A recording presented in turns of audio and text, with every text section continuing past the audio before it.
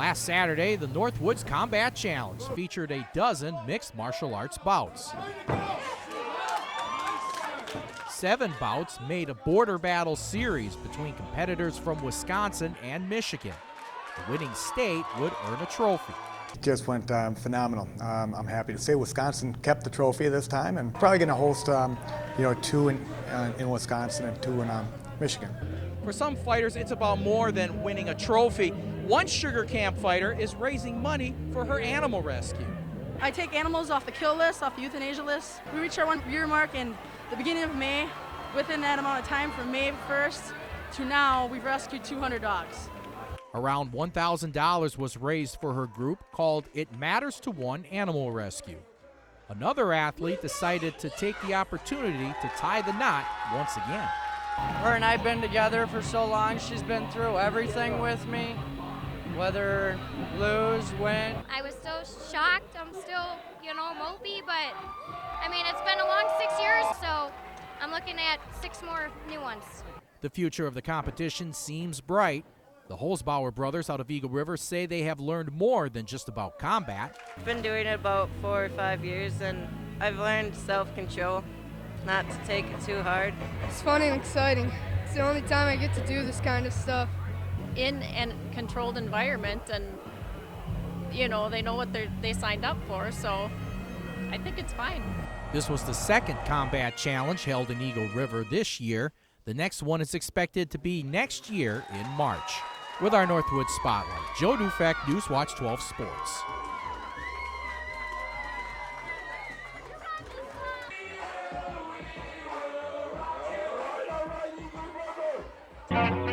Seven-year-old Connor Lewis of Minocqua had quite a trip fishing with his grandpa recently. While fishing for bass on an area lake, Connor hauled in this huge 25 3/4-inch walleye. It's his very first walleye. He was using a jig and a leash for bait. After the picture, the fish was released.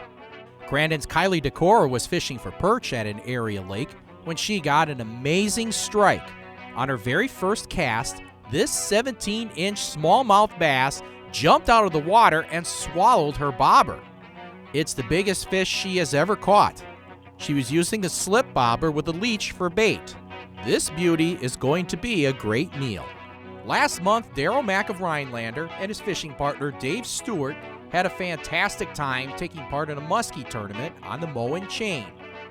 Darryl reeled in this beautiful 43-inch muskie. Dave one-upped him as he caught a 43-1/4-inch prize. They would ultimately finish second in the tourney. Congratulations.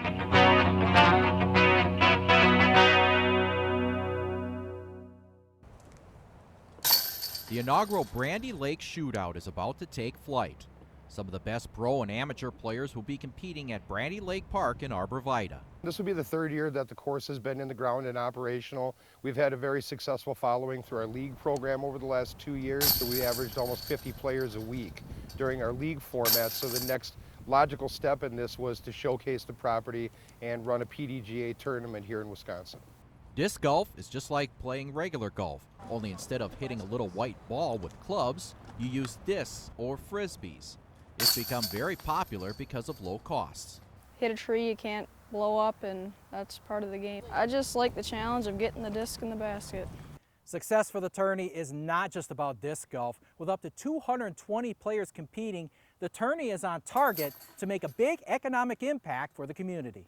Generally, a visitor from out of town spends about $150 a day when they come here.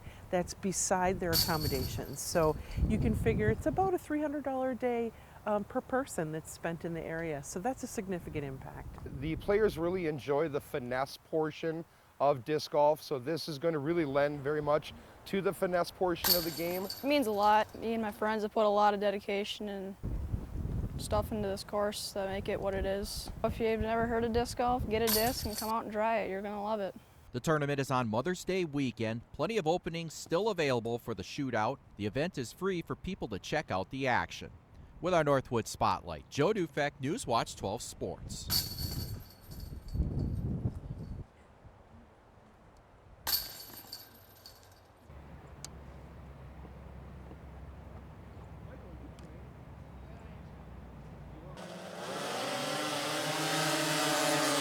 The Vintage Snowmobile Championships show drivers racing on sleds which were made before 1985.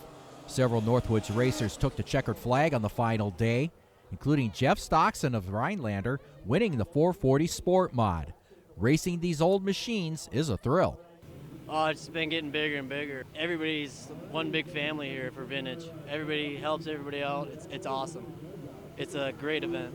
This is my 4th year on the snowcross, just trying to get into oval. So it takes time, takes money. I love the sport, you know, just love racing.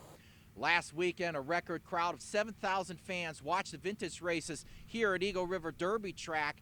This weekend's 50th World Championship Snowmobile Derby should have crowds of over 20,000. Big news is $60,000 to win the World Championship, $50,000 by Jimmy Johns, and of course the Amsoil Derby racetrack kicks in the rest of the money. Just that one class alone for the World Championship is going to pay out almost $90,000. Last year's defending champion Nick Van Stridonk will return to defend his crown. The Tomahawk Racers excited to be racing with the event celebrating its 50th year.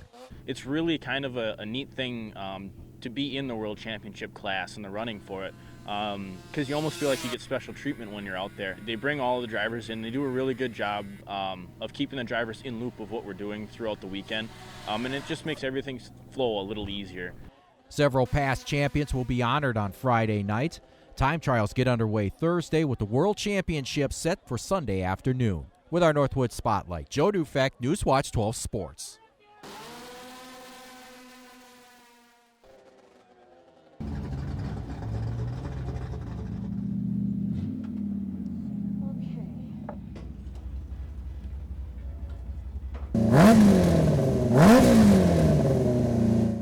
Hi. I have 2 adults, a teen, and 2 youths. The season opener here at Eagle River Speedway, the 40th year, and a lot of new cars and new trucks. This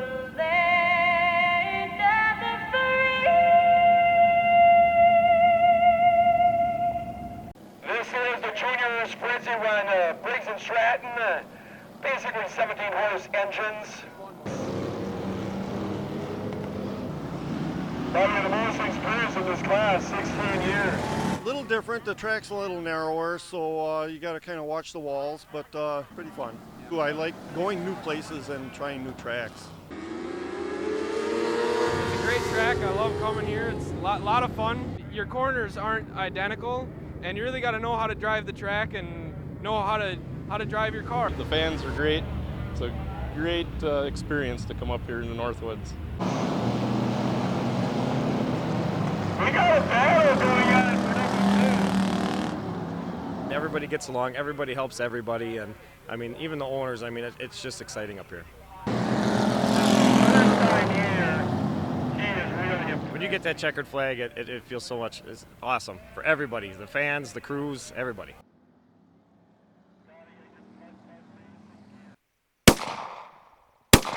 A familiar sound for Rhinelander's Jim Sarkuskis. He's one of the top shooters in the state. He's earned his second All-American status in 3 years. The All-American teams are selected on a point system, not unlike NASCAR. You compete in the big tournaments. The higher the score and the bigger the tournament, the more value they have. Jim has been competing for 25 years. He's also the owner of Rancho del Zorro Shooting Academy. For Jim, teaching others the sport is almost as fun as winning. I coached everything from hockey to basketball to bowling and now the shooting sports. What I like most about it is the growth that I see in students and in myself from being a good coach. Jim will typically shoot about 500 rounds each week to stay sharp. Now, a typical tournament may have between 600 and 800 rounds. Well, Jim put the ultimate test to his teaching skills. It even had me fire a couple of shots. You have to shoot where it's going, not where it is. And by that I mean you have to learn how to look at a target and shoot in front of it. At first, Jim almost had me shooting like a pro. Very good. Hey, I got it. But ultimately, I do need a little work. Oh, I missed. Wasn't going to be perfect. What I enjoy most is the same thing that took me away from golf. I like the individual competition. It's me against the target, Just like in golf, it was me against the golf ball, but I prefer to shoot. Last weekend, Jim won the senior veterans title at a state competition in Hudson. In 1999, he won a world championship in 20-gauge shotgun. With our Northwood Spotlight, Joe Dufek, News Watch 12 Sports. That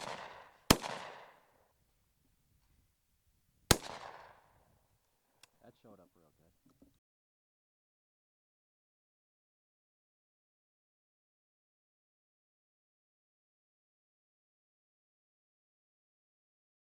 Ed Jacobson owns the Northwoods Petroleum Museum just north of Three Lakes. It showcases just about anything linked to gas stations of the past. He also shows a lot of Indianapolis 500 items. A cutout of '85 winner Dan Sullivan, old programs, even an illuminated beer sign.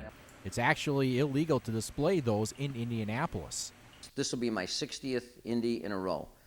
So I started in 1953 when Bill Vukovich won. I was just a young kid, 14 years old. And I've seen or been to or listened to every race since then. For 12 years, Ed worked for Enco Fuel. They sponsored 4 drivers, A.J. Foyt, Bobby Unser, Jim Clark, and Dan Gurney.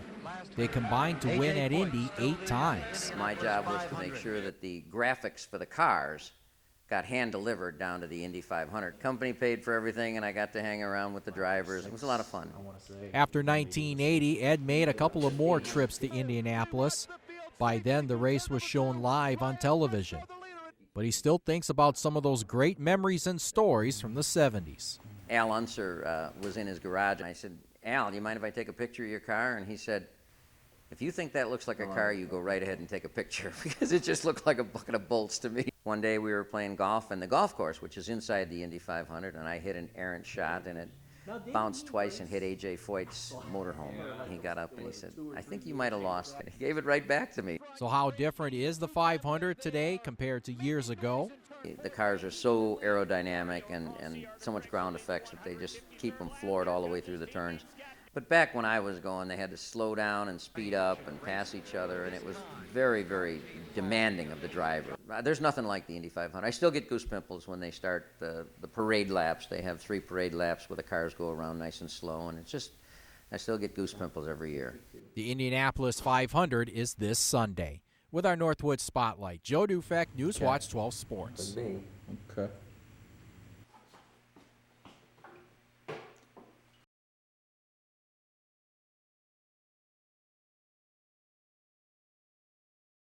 Temperatures below 0 with dangerous wind chills, not ideal weather for many activities, but area ice fishermen are hitting the frozen Northwoods lakes for some outdoor fun. Fishing for probably 20 years. That gets you outside. Get outside so you don't get cabin fever. That's why I go out. Well, pretty much I love the great outdoors. So I mean, this is just another aspect of it due to the fact that, you know, you're out here with Mother Nature and just enjoying the best of it. Last weekend, ice depth was around 10 inches here on Lake Alice. Everyone was excited to get back out on the ice. Main necessity is the auger, you know, for drilling holes, and then I got propane tank set inside the shack there so we can keep warm. The action was pretty good as everyone was after bluegills, large and smallmouth bass, and walleyes. But even if you didn't have much luck, it was something to do. You have to work hard to, you know, make a fish bite. And I just love the thrill of that. Electronics that we have today, being able to see fish come up and look at your lures. And at that moment, you know, while you're looking at it, you can just feel that intimidation from them, thinking about eating the lure or not. I usually come up here, it's not too long of a drive, 40 to 45-minute drive, and I just prefer fishing up here than the lakes around home.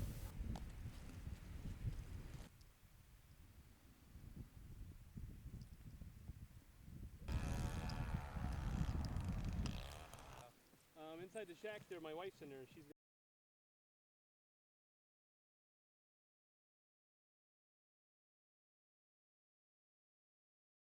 It was a tough pill to swallow. You know, the initial shock of the doctor saying there's something wrong with the babe sets you back a bit. 14 years ago, Ken Cleaver of Eagle River and his wife Carrie learned their second child, Austin, would be born with spinal bifida.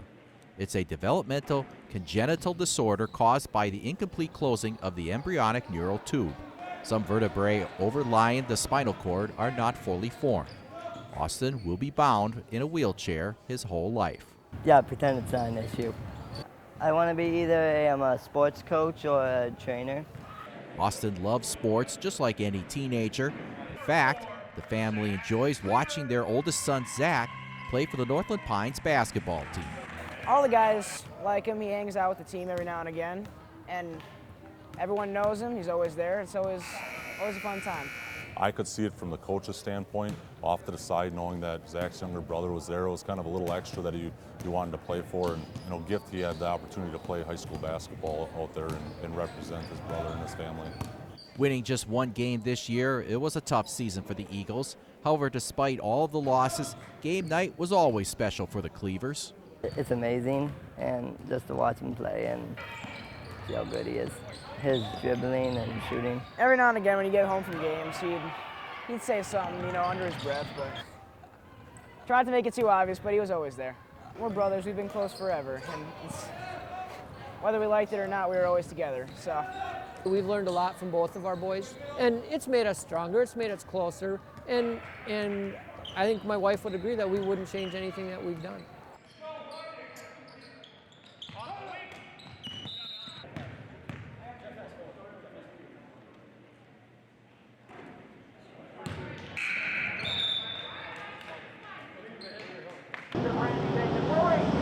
Steve Parsons has been an announcer for several area tracks for about 35 years. Kim Parsons helped her dad many times for over 5 years. At quite a young age, always wanted to be the trophy girl. She thought that was neat to get to hand the trophies to the race winners. But 5 years ago, Kim died from a fall in a freak accident. Her story doesn't end there, however. Despite her death, Kim is helping people. She was an organ and tissue donor. Since my daughter's death 5 years ago, she's helped over 40 people, and it just boggles my mind. Steve created the Kim Parsons Memorial Tour to help promote organ and tissue donation. He's teamed up with UW Health. Burt Trophy and Awards out of Marshfield provided the trophies at a reduced cost. They'll go to around 5 feature winners each night for over 50 events at 27 different tracks. My first memorial race 4 or 5 years ago, drivers came from quite a distance, not maybe because they wanted to come there and race, but to honor my daughter's memory. Saturday's race here at TNT Speedway is the first of 2 stops this season. Drivers and organizers both support the tour and the message behind it. Racers always really like to receive a trophy, and it's a great thing to bring awareness to these type of things, to the organ donation. I think it makes it special for sure. Everybody gets excited about it. That's the racing family. That's what I really love about the sport. It's therapy for me. Through a young racing fan's death, organ and tissue donation awareness is getting some attention. With our Northwood Spotlight, Joe Dufek, Newswatch 12 Sports.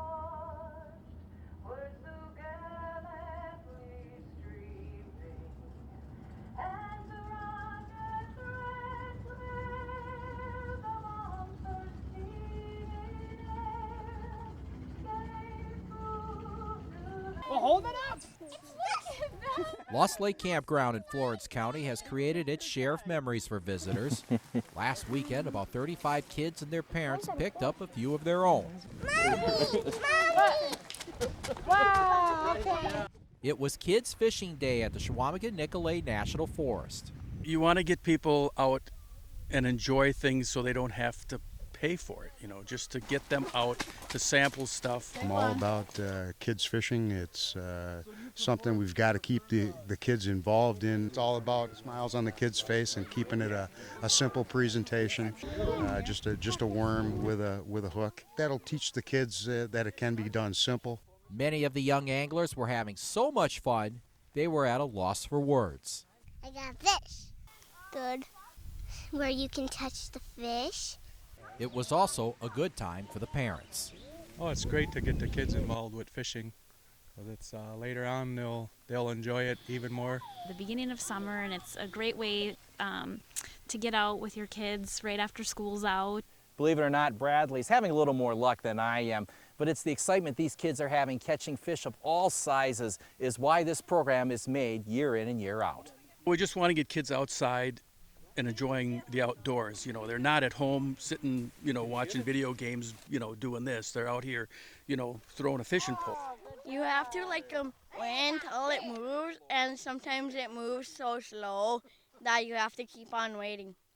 When you fish, you gotta make sure that if you catch little fish, you put them back in, and if you catch big fish, you keep them. With our Northwood Spotlight, Joe Dufek, Newswatch 12 Sports.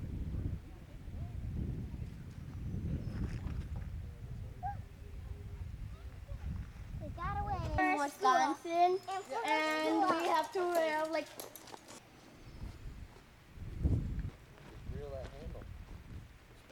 Earlier this month, the Wisconsin Hockey Hall of Fame in Eagle River enshrined former NHL star Gary Suter. He joins his brother Bob, a member of the 1980 Miracle on Ice team. Gary's father, Marlo, is also honored there. I grew up in Madison, and I played all my youth hockey down there. I went to University of Wisconsin and played 2 years there before going pro, and to be inducted into the state's Hockey Hall of Fame was a pretty special honor. Gary was one of 4 inductees into the Hall of Fame. Officials say everyone was certainly deserving. However, there is something special about adding another Suter to the Hall. I think if you mention the name Suter, Johnson, it's kind of a no-brainer. They've done a lot for hockey, not only in the state of Wisconsin, but across the country. Gary lives near Lac de Flambeau. It was originally just where the family would spend summers during his playing career. But that quickly turned into what the Suters call today home. We decided when I retired from playing, we'd like to try it up here full time and living the Northwoods dream. If you live up here and you enjoy it, you enjoy doing all the outdoor things like fishing and hunting. Gary stays involved with hockey as an assistant coach with the Lakeland boys team. When I first retired, they could still play me on PlayStation. So that kind of gave me instant credibility with the kids. I really enjoy working with them, and when you teach them something in practice and it shows up in the game, then you know that you're making a difference. He played 2 seasons with the Badgers before beginning his 17-year NHL career with the Calgary Flames. There, he won Rookie of the Year honors and was a member of Calgary's Stanley Cup team. Suter also played on 2 Olympic teams in 1998 and 2002. In fact, in the 2002 games, Team USA won the silver. With our Northwood Spotlight, Joe Dufek, Newswatch 12 Sports.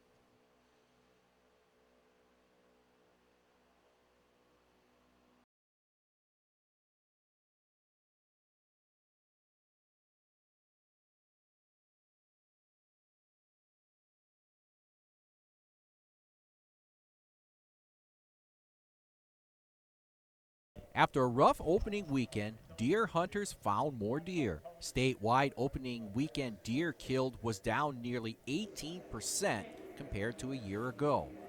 But after the season ended, deer numbers improved to only a 7% drop.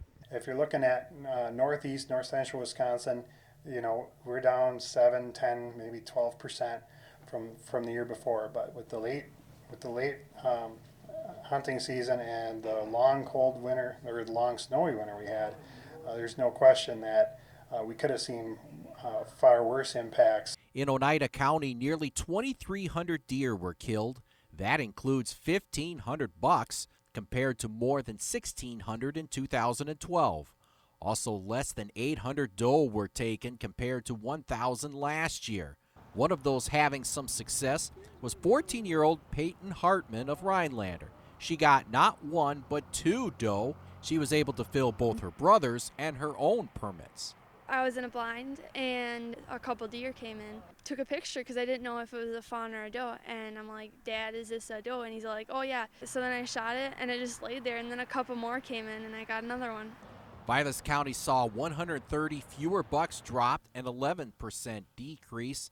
Steve Janessi of Three Lakes was fortunate enough to get on the board. He bagged this 4-pointer north of Eagle River. Deer moving around pretty good around here. I see lots of does before I saw this buck, so it kept me interested anyway. So he's better than tag swoop, I guess, as they say. So 2 complaints the DNR is hearing as reasons for a drop in deer available to shoot: too many antlerless permits issued and too many natural predators. There's no doubt about it. The fact is, deer are delicious and everything wants to eat them. We have hunting seasons and quotas for bears, wolves, for coyote, bobcats. We issued less antlerless harvest tags this year for the second year in a row. There's no question that we could have seen far worse impacts and lower harvest numbers. But that's no consolation to the folks that didn't see the numbers they like or didn't get to harvest a deer. Holtz adds final numbers should be available by early March.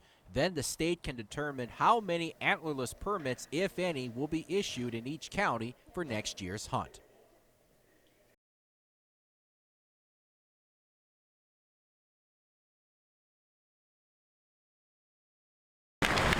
More than 2,300 pond hockey players made their way to Dollar Lake just outside of Eagle River. The annual Pond Hockey Championships had 336 teams playing on 31 rinks. This is our 9th year here in Eagle River, and it's our best weather that we've had in a long time. Many teams were from the Northwoods, including Range Beverage out of Hurley. They finished second in the men's 30 and over silver division. Ryan and Corey Moderson are brothers on the team. Corey's family enjoys watching him play. 5-year-old Gavin is watching Dad play for the first time. Cool, because I never got to see him play out there. It's his first year. He's 5, and I'm guessing he's going to want to be a future hockey player after watching Dad out here. It's a whole new person out there. He's not the guy at home that's sitting on the couch. He's out there acting like an animal, like a young kid again, playing with his brother, playing hockey. It's not just the men having all the fun. Up Yours is one of the 40 women's teams. They're from Houghton, Michigan. All of these players are older than 50. We know we're on the downside of life, so we figured we got to make the best of every day. Last year, we decided to get a team together. We played against a bunch of young kids we could have given birth to. It was pretty tough. You know, if it was 38 and older, we'd be the only ones in the division. Very exciting to see hockey played in its purest form. It gives them an opportunity to go back to their playing days as a kid and getting back outside and on the lake and just playing. With our Northwoods Spotlight, Joe Dufek, Newswatch 12 Sports.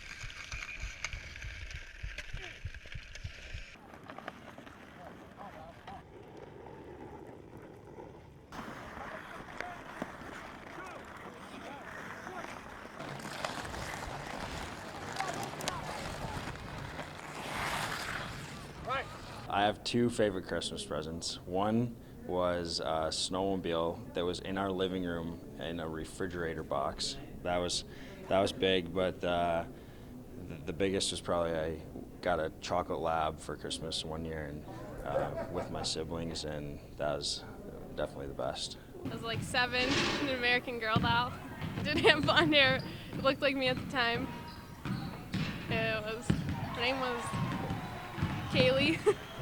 Favorite tradition is Christmas Eve. Like today, we all open up one present before Christmas tomorrow, so I'm excited about that. See what I get. I'm still a kid, so I'm excited to see what my little son and wife got me. So yeah, that's our little tradition. We all gonna open one gift tonight. I probably watch Home Alone a lot. I think that movie's pretty funny. Just the 2 guys that are trying to chase the kid the most. I think they're the funniest characters. Well, we always like to go down to Milwaukee and celebrate Christmas with my brother and family. So I always enjoy going down there with him and spending time with him because we don't get to see him as much as I'd like to. My family lives far away, so my favorite thing is going to get to see them and spending time with my family and catching up with everybody, and just it's so happy and fun, and I just love it. Probably just Christmas Eve, getting to unwrap one gift. I think that's a really cool tradition, and we've always seemed to keep that going. Geez, as crazy as it sounds, being a baseball player, I think the greatest gift that I ever got for Christmas was a snowmobile. Either that or when my dad made us a rink in the backyard. So, because my family, we all like to play hockey too. So, yeah, that and a snowmobile. Straight ahead. Okay, good. That makes it easier. Good? Hi. Appreciate it. Guys, I don't know where we want to get it. For a lighting standpoint, does it matter?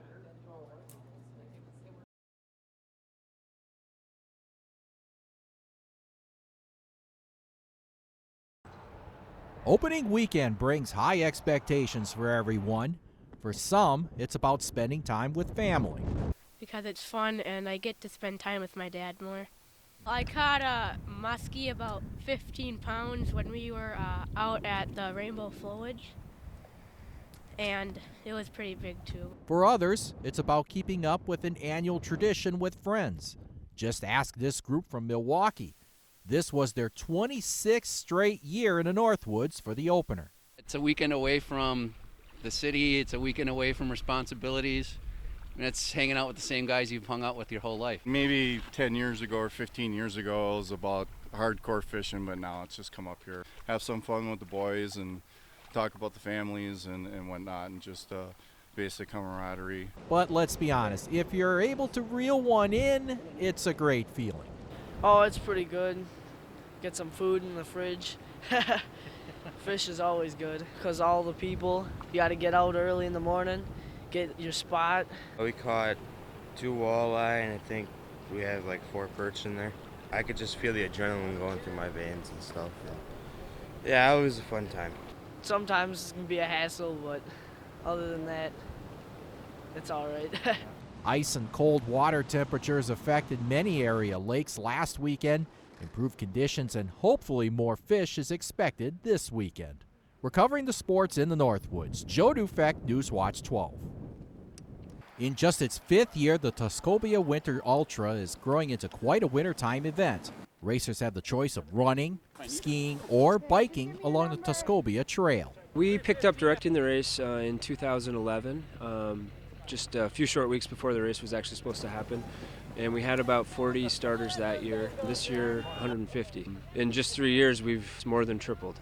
The trail was used heavily by railroads to move logs to Chippewa Falls and other places. Folks also rode the rails on the line until it shut down in the 1960s. Today, it's part of the state's many trails, which is used for, among other things, hiking, biking, and riding snowmobiles. It's kind of an endurance event because it's 75 miles. And they do camp along the trail, for example, this evening, some folks will be camped along the trail, which is pretty amazing. That's winter camping, so those are hardcore guys. Regardless of how the racers are competing, everyone seems to enjoy being out on the Tuscobia Trail. I think the snow should be really pretty off of the trees, and just try to enjoy the day and enjoy winter, and glad to have a nice race close to town. Some just wanted to experience a winter race for the first time. It's a wonderful adventure. I think, can you do it or can't you do this? So I just really think it's a wonderful experience to see if you can survive the elements. Others, it's not so much about the race, but spending time with family and friends. Racing together for 7-8 years, and we started snow bike racing pretty heavy last year, and we really enjoy it. It's a good time to spend time with the son. I just enjoy getting out for fun, riding bike. I compete high competition in the summer, so getting out here is nice and relaxing. Racers had the choice of either competing in 35, 75, or 150 miles. With our Northwoods Spotlight, Joe Dufek, Newswatch 12 Sports.